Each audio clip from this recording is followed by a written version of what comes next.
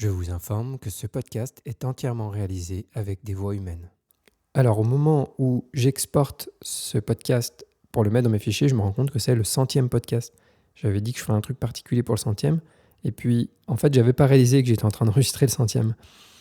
Mais finalement, ça tombe plutôt bien le hasard parce que le sujet est très pertinent pour le 100e podcast. Ça me va très bien que ce soit ça. Au contraire, j'aurais peut-être pas fait aussi bien, en tout cas traiter un sujet aussi important si j'avais dû y réfléchir. Donc c'est super. Et ce sujet, c'est vraiment, important, et deux, c'est quelque chose qui m'a vraiment beaucoup changé, moi, du coup, de travailler comme ça, de comprendre ça, en fait, et d'observer ça chez moi. Donc j'espère que vous y prêterez une grande attention et qui vous aidera autant que ça m'a aidé. Et comme j'ai jamais traité ce sujet, un sujet original pour changer, c'est bien. Non, mais cela dit, même si vous avez déjà entendu parler de ce sujet, vous avez écouté les autres podcasts là-dessus, écoutez peut-être celui-là, il y a peut-être d'autres petites choses ou peut-être la manière dont je vais en parler vous parlera un peu plus. Bref, surtout si vous faites la méthode HME. En tout cas, profitez-en bien, et puis 100e, c'est pas la fin. J'ai bien l'intention de continuer sur la même lancée. Alors vous vous demandez peut-être pourquoi à chaque fois je dis que ce podcast est enregistré avec des voix humaines. Eh bien c'est parce qu'en fait moi, une fois j'ai écouté un podcast et je me suis fait avoir. Je croyais que c'était une vraie voix et je me suis rendu compte au bout d'un moment qu'en fait non, c'était de l'IA. Et donc on arrive à une ère où on ne sait plus trop qu'est-ce qui est vrai, qu'est-ce qui n'est pas vrai. Donc je le dis au début. Après c'est peut-être une IA qui le dit. Bref, ce n'est pas le sujet du podcast de ce jour.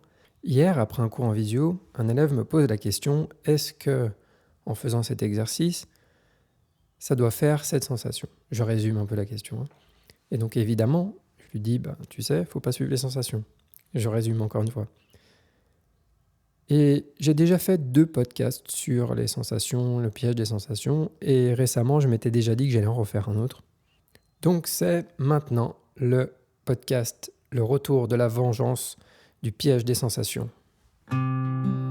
Bienvenue pour ce podcast, je suis Julien Desbordes, je pratique et j'enseigne les arts internes et plus particulièrement le Tai Chi Chuan. Pour être au courant de tous les stages et événements que je propose, vous pouvez aller sur hmetaichi.fr, hmetaiji.fr. Bonne écoute! Avant de démarrer le podcast, vous pouvez, si vous souhaitez soutenir mon travail et également être informé des prochaines publications, vous abonner sur la plateforme que vous utilisez, que ce soit Spotify, Deezer, Apple Podcast ou d'autres pour la version audio, ou sur YouTube où il y a également du contenu vidéo. Merci aussi pour les likes ou les étoiles que vous pouvez mettre, ça soutient énormément la chaîne.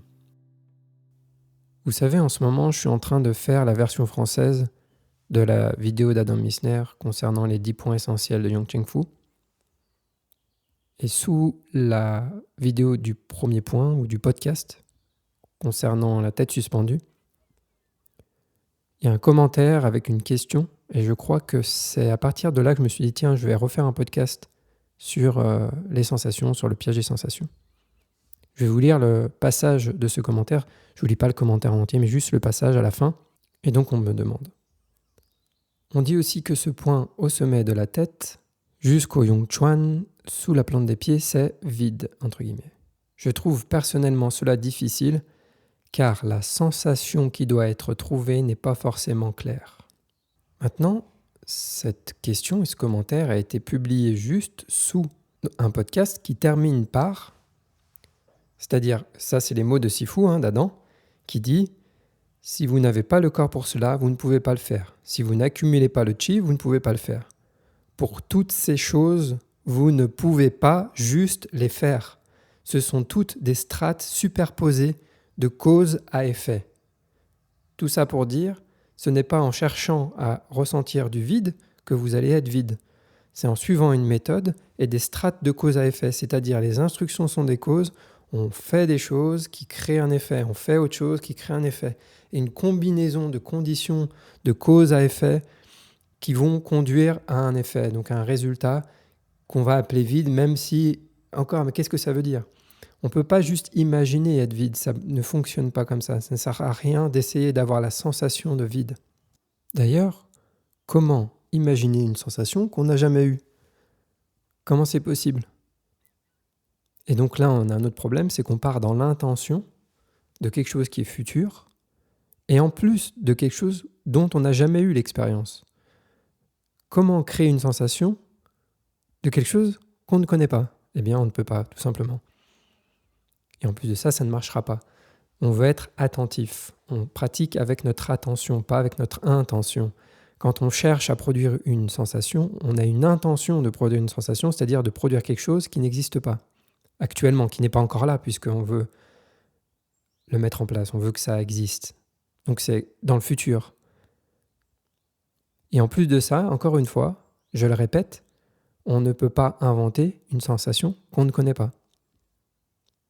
Donc tout ce qu'on a à faire, c'est de suivre une méthode pas à pas et d'arrêter de chercher à comprendre intellectuellement les choses, de comprendre qu'est-ce que ça doit faire, quelles sensations ça doit produire, etc. Et encore une fois, c'est ce que je disais hier donc lors de mon cours en visio. On se fait tous avoir par ça, tout le temps. Je me fais piéger. Je pense que tous les jours, je peux me rendre compte qu'il y a une part de moi qui fait ça à un moment, qui cherche une sensation.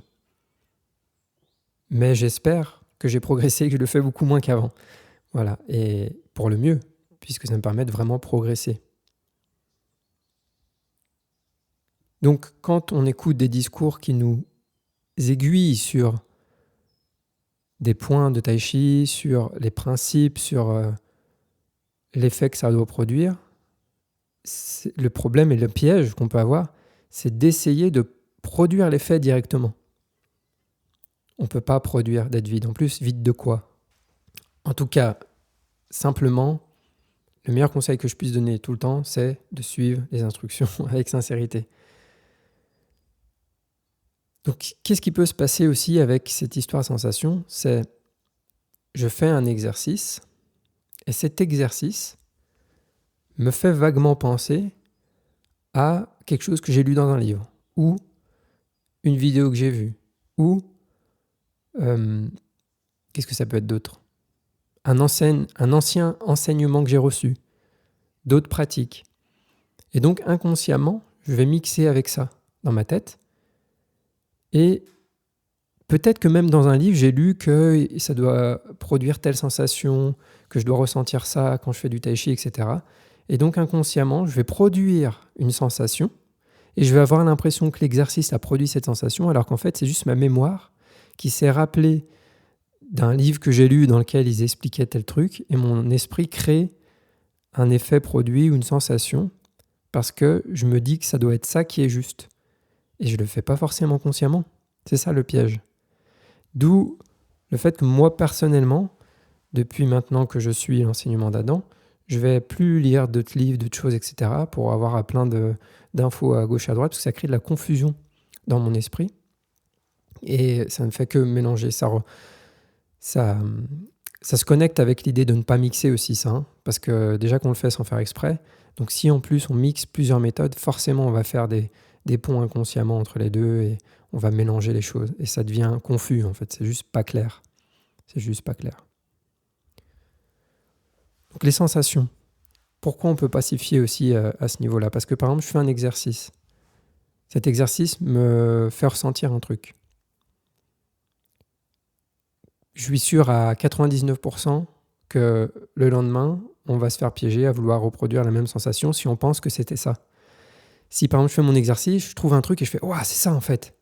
Le lendemain, je vais chercher à produire la sensation. Je ne vais plus suivre les instructions, je ne vais plus suivre les consignes, je ne vais plus essayer de produire les causes, je vais essayer de reproduire l'effet immédiatement. Donc c'est ça qu'il faut vraiment arrêter de faire, vraiment, si on veut progresser. Pourquoi? Parce que je fais mon exercice. Mais aujourd'hui, qu'est-ce que j'ai mangé ce matin? Est-ce que j'ai bien dormi? Qu'est-ce qui s'est passé hier dans ma journée, l'avant-veille? Qu'est-ce qui s'est passé pour moi juste avant que je m'entraîne, psychiquement, dans ma vie? C'est quoi l'énergie du jour? À quel temps il fait? C'est quoi le taux d'humidité? Bref, il y a un nombre mais tellement énorme de paramètres qui vont faire que mes sensations, elles sont différentes.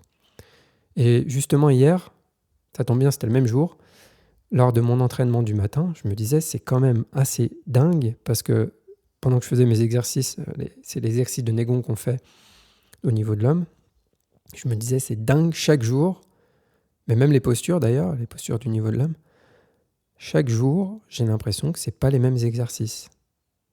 J'ai l'impression que je fais un truc différent. Alors oui, c'est les mêmes exercices, mais ma perception de l'exercice, ma capacité à le faire, c'est tous les jours, mais tellement différent. Mais si tous les jours je cherchais à reproduire la même sensation, soit je serais en échec, bien sûr, soit je réussis, mais du coup je me fais stagner parce que je répète la même chose tous les jours, alors que les conditions changent. Et en plus de ça, si mon entraînement fonctionne, je change, donc les sensations vont être différentes chaque jour. Donc quand je commence à m'entraîner, je sais ce que j'entraîne et je fais ce que je suis censé faire du mieux que je peux, mais je ne cherche pas à produire une sensation. C'est vraiment, mais tellement important. Je pourrais faire tellement de podcasts là-dessus. Je me dis non mais c'est bon, j'en ai déjà fait 2, je ne vais pas en refaire un autre. Mais en fait, on se fait tellement piéger par ça. Les questions qu'on me pose me montrent que on se fait piéger par ça quand même si on l'a entendu 15 000 fois. Donc voilà, c'est utile, je pense, de le répéter encore et encore et de se rappeler. Mais oui, c'est vrai. Ah oui, je suis en train de faire ça. Et en plus, ça amène de la clarté dans l'esprit parce que ça permet de se rendre compte qu'on est en train de faire ça. Que notre attention n'est pas au bon endroit. Notre attention, elle est dans les sensations, dans la reproduction des sensations, elle n'est pas dans qu'est-ce qui se passe maintenant. Si on observe attentivement qu'est-ce qui se passe maintenant, on va se rendre compte que tous les jours, c'est différent, c'est pas pareil. Tous les jours, quand j'ouvre ma fenêtre, c'est différent. Quand je vais dehors, je prends l'air, c'est différent. Le temps est différent, tout est différent. Des fois, ça se ressemble beaucoup, mais c'est différent quand même. C'est jamais pareil.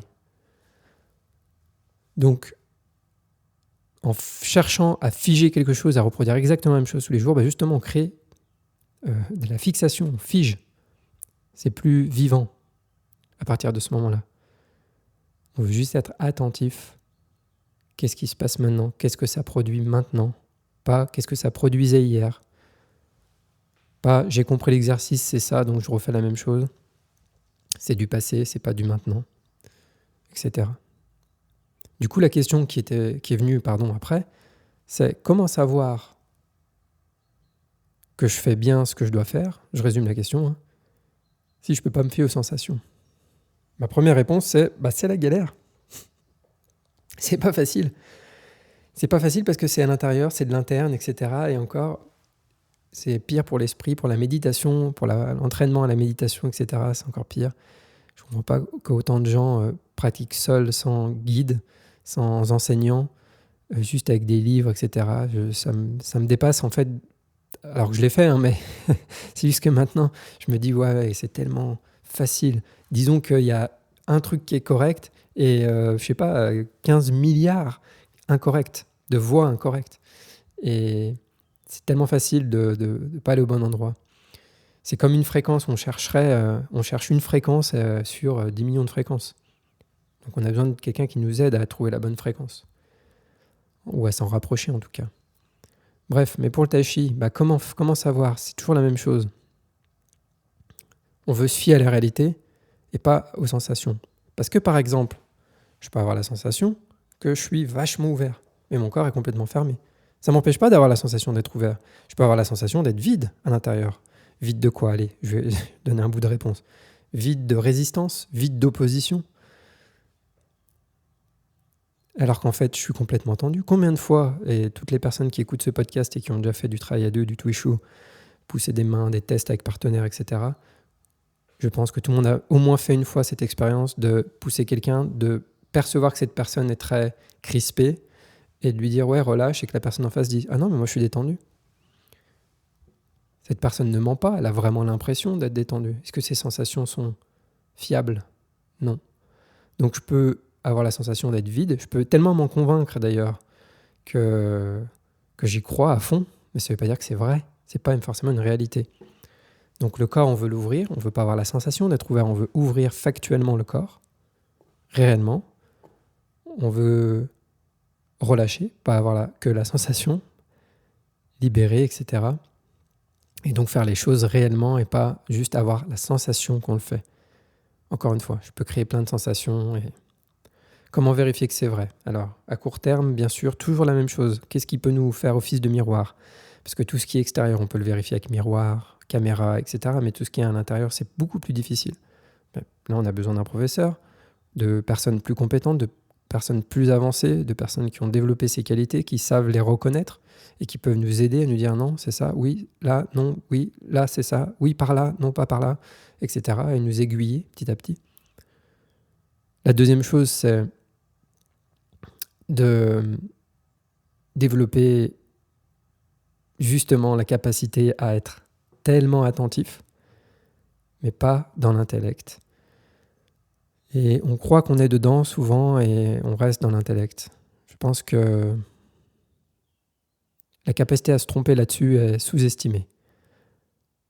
On peut croire qu'on est dans le corps, mais on est encore dans le mental en train de réfléchir, d'intellectualiser, etc. Et donc ça nous empêche d'être pleinement attentif.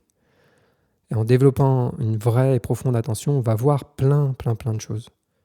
Ça va nous permettre de plus se rendre compte de ce qu'on fait réellement.